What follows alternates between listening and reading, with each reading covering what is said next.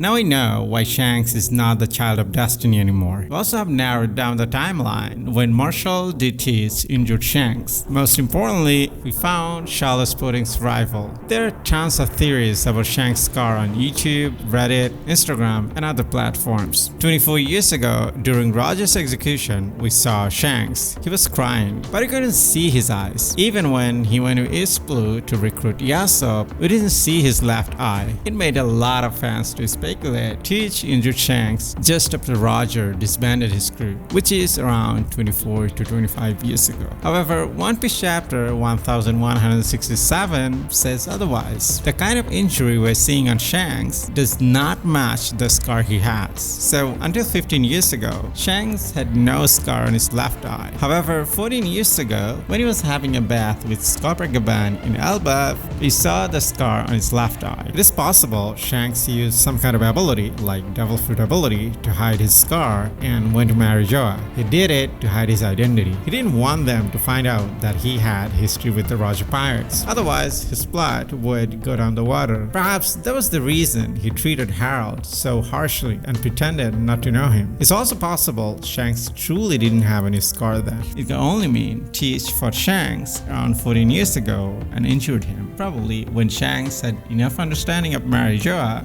his secrets and all, and descended from there to resume his journey in the Grand Line. He met Teach. Teach's mother, Eris, told him all about rocks and the incident of God Valley. She might have also told him about the main culprits of this incident, Galding Figaland and Emu. Teach loves researching history. During his stay in Whitebeard Pirates, he found the information on God Valley and God's Knights. He saw the picture of Galding Figaland. He might have seen Shanks with Galding Figaland or Shamrock 15 years ago. He just waited for the opportunity to hunt them down one by one. During his fight against Shanks, Teach managed to tap into the inherent secret technique of the royal family of Davy Clan. With that technique, he managed to injure Shanks. 15 years ago, Shanks went to marry Joa and became God's Blade devotee. The Gorosei marked Shanks with quote-unquote shallow sea contract. Gunko also has this type of contract. It has the minimal effect. If Shanks proves further and become one of the God's Knights, he'll earn the honor of branding with the ultimate contract, that is deep